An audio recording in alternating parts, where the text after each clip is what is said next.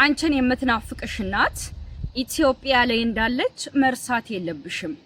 አንቺን የምትናፍቅ እናት ጠዋትና ማታ የልጇን ድምጽ መስማት የምትፈልግ እናት እንዳለችሽ ኢትዮጵያ ምድር ላይ እንዳትረሽ።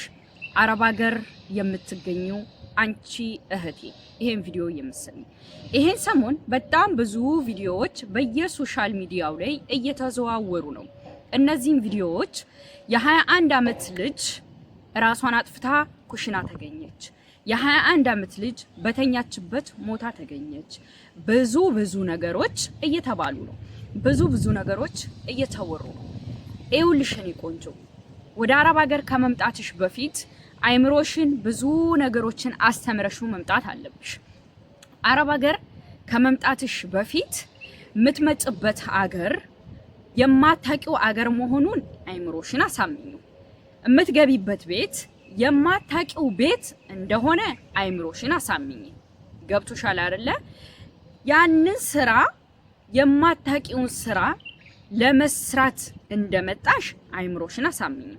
እማታቂያቸው ልጆች ጋር ልትግባቢና ልትሰሪ እንደመጣሽ አይምሮሽን አሳምኝ።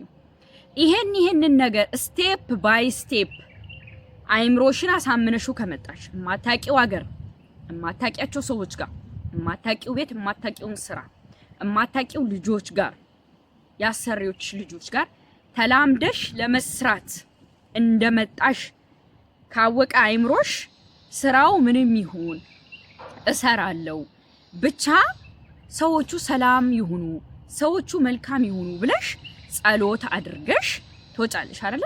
ኢቭን ጥሩ ቤት እንኳን ገጥሞሽ ያ ማለት ሰዎቹ ጥሩ ማለት ነው። ሰዎቹ ምግብ ካለ ደሞዝ በየወሩ ከሰጡሽ ወይም ደግሞ የማይጨቃጨቁሽ ከሆነ ኖርማል ስራሽን እንድትሰሪ ከተውሽ ስራሽን እየሰራሽ ስራ ሲበዛብሽ ስራ ሲያቅትሽ ከላይታሽ ሲጠሩሽ ይሄንን አይምሮሽ አውቆት መምጣት አለበት።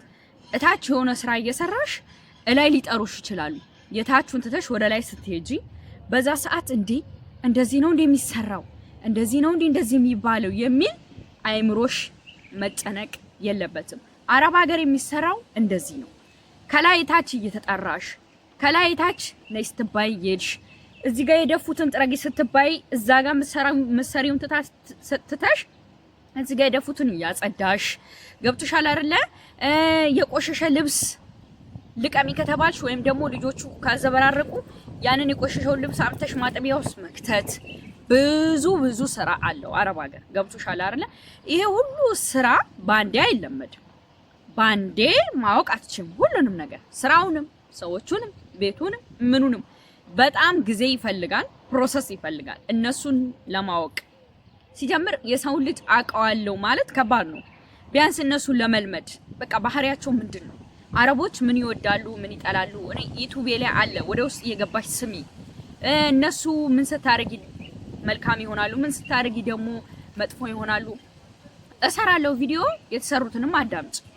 ስለዚህ በጣም ብዙ ቻሌንጅ አለው አረብ ሀገር። ግን ቻሌንጅ አለው ብለሽ አይምሮሽን ካሳመንሹ ወይም ቻሌንጅ አለው ብለሽ አይምሮሽን ከነገርሽው ከባድ የማይሆነው ነገር ሁሉ ከባድ ይሆናል። ይውልሽ ብታዝኒ ቤት ማጽዳትሽ አይቀርም። በሰላም በፈገግታ ወይም ደግሞ አይምሮሽን ሳታስጨንቂ ቤት ማጽዳትሽ አይቀርም። ገብቶሻል?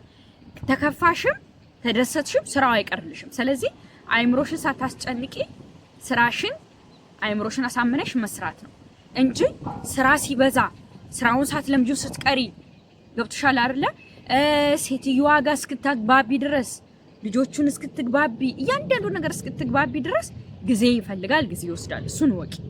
ስለዚህ ብድግ ብሎ ስራ በጣም ሲከብድሽ እዚህም እዛም ሲጠሩሽ ግራ ሲገባሽ በዛ ላይ ስልክ የማይሰጥሽ ከሆነ አንዳንድ አሰሪዎች ስልክ እስከ 4 ወር አይሰጡ፣ እስከ 6 ወር አይሰጡ፣ እስከ 1 አመትም ላይ ይሰጡሽ ይችላሉ።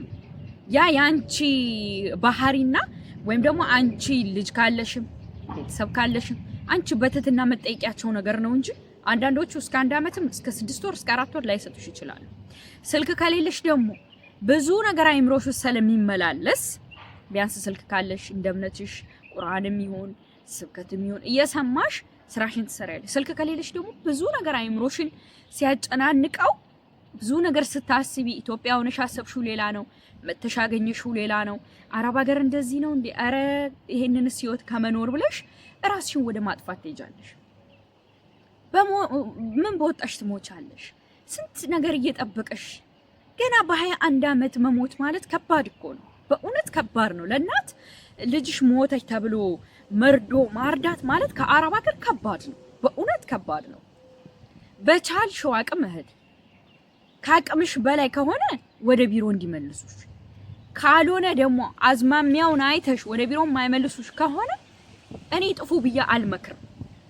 ደፈረ ያለሽ ብዙ ነገር ይገጥምሻል ስትጠፊ። አማራጭ ካጣሽ ጥፊ ከምትሞች፣ ህይወትሽ ከሚያልፍ፣ አፈር ከምትገቢ ያለ ጊዜሽ። ፈጣሪ ሲፈጥርሽ አንቺን እዚህ ምድር ከማምጣቱ በፊት አንቺን ለምን እንደፈጠረሽ እሱ ያውቃል። እሱ ያመጣትን ነፍስ ደግሞ አንቺ ማጥፋት መብት የለሽም። ስለዚህ ነገሮች ከባድ ሲሆኑ፣ ነገሮች ከአቅምሽ በላይ ሲሆኑ አማራጭ አድርገሽ ማየት ያለብሽ ራስን ማጥፋትን መሞትን አይደለም።